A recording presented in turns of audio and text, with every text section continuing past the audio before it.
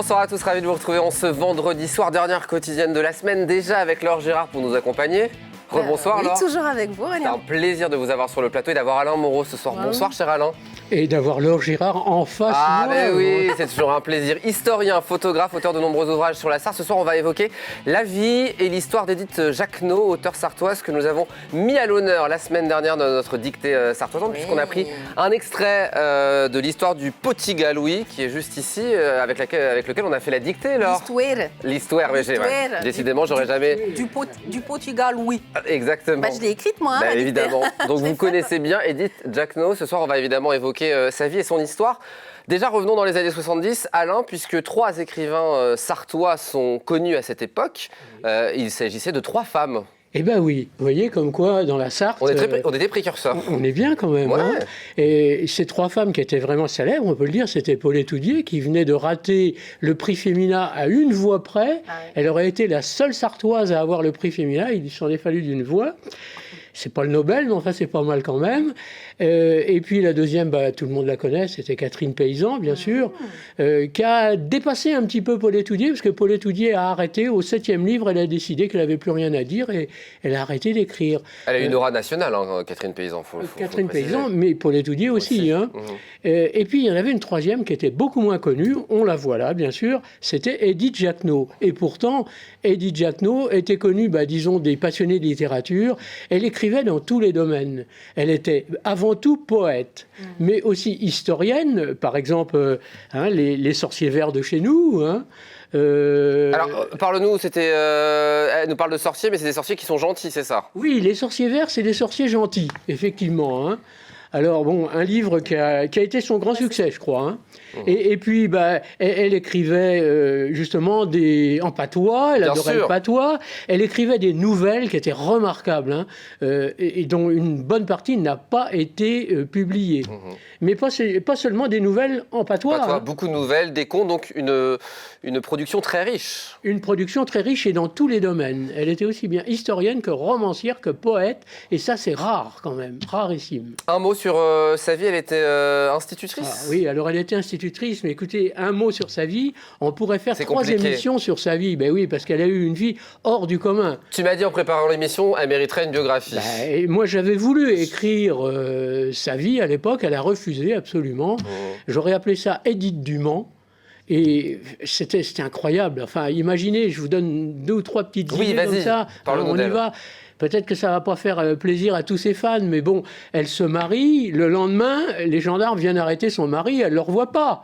À la Libération, elle a des ennuis parce qu'elle est faussement dénoncée. Eh bien oui, comme beaucoup de Sartois, on lui a imposé la présence d'un officier parce qu'elle habitait une grande maison, elle était institutrice dans le village, donc elle avait une grande maison pour elle. Donc on lui a dit, après on a dit, oh oui, mais c'est louche ça, comme si elle éprouvait quelque chose, vous voyez, Enfin, elle a eu des tas de choses comme ça. C'est incroyable tout ce qui est arrivé à cette femme. Ce qui lui permet peut-être d'avoir écrit autant d'ouvrages sur autant de thématiques et de différentes manières aussi. Et oui, absolument, dans tous les domaines. Et puis elle était passionnée par sa Sarthe, comme elle disait, et par tout ce qui concernait la Sarthe. Et les chats? Alors les chats, là... Bon, moi, 16 chats, c'est ça, il y en avait chez elle? Il y en avait 14, paraît-il. Ah, 14. Mais bon, ça, voilà. Parce que, oui, j'ai eu la chance d'aller chez elle comme ça, de temps en temps, prendre un petit café. Et il y avait les chats partout. Il y avait des chats qui passaient partout. Parce qu'elle recueillait tous les chats abandonnés du quartier. Elle vivait à côté de la gare, Alors, du côté de la rue du Bourbelet, en fait, vous voyez. D'accord, donc elle était en ville. Elle était en ville, absolument, oui. Alors, elle avait un grand jardin, je vous le dis quand même. Hein. Bon, heureusement.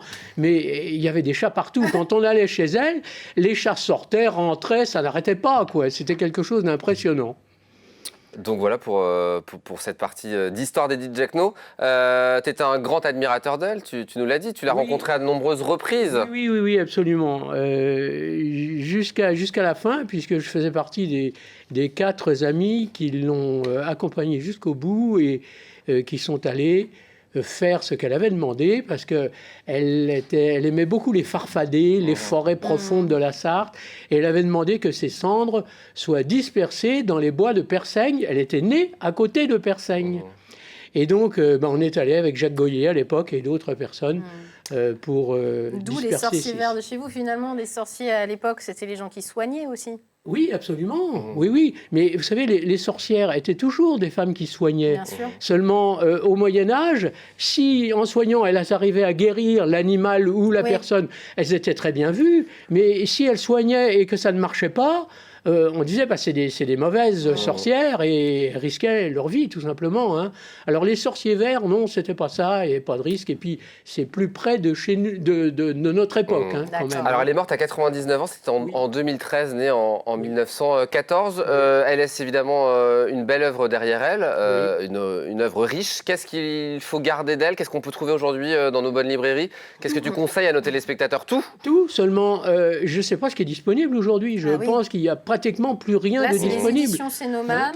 Elle est un il y a petit peut-être peu... des rééditions. Il faudrait se renseigner. On peut peut-être lancer un appel aux éditeurs locaux, peut-être qu'on connaît bien. Je ne sais pas. Grégory, chacun. J'ai vu encore chez un libraire que je ne citerai pas, j'ai vu encore les sorciers verts il y a pas très longtemps. Tu peux citer évidemment les libraires, il n'y a aucun souci. C'était Doucet tout simplement. Hein, et il y en avait encore un. Après ça, voilà.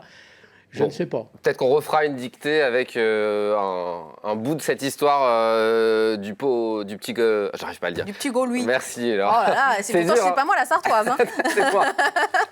On pourrait finir en citant Sylvie Granger, qui est décédée il n'y a pas très longtemps aussi, qui était aussi une amie très chère. Et puis Serge Bertin, qui ont consacré aux femmes en Sarthe, actrices de leur temps, c'était le nom de leur livre, un petit chapitre à Édith Jacquenot. Et il parle de son minois de vieille dame aussi indigne qu'adorable. Eh ben on finira par ça, c'est parfait. C'est parfait. Bel hommage rendu ce soir à Édith Jacquenot et toute son œuvre riche qu'on ne peut pas retrouver dans les librairies ou très peu, donc il faut aller peut-être chercher sur... les sites marchands, comme on dit, sur Internet. Elle est déjà dans les librairies, puis vous verrez bien. Exactement, et puis on fera vivre évidemment sa mémoire et ses ouvrages sur notre antenne aussi régulièrement, grâce notamment à toi, Alain, comme ce fut le cas ce soir. Non, c'est vraiment une très bonne idée que vous avez eue là pour la dictée, parce que ça permet de reparler d'Édith Jacquenot, qui était quand même un peu oubliée. Je crois que c'est une idée de Serge Bertin. Oui, de Serge Bertin, avec Pascal Brulon aussi, bien évidemment. On a cherché vraiment le passage qu'on pouvait utiliser. Il en a parlé en bien également. Et c'est absolument formidable. Merci beaucoup.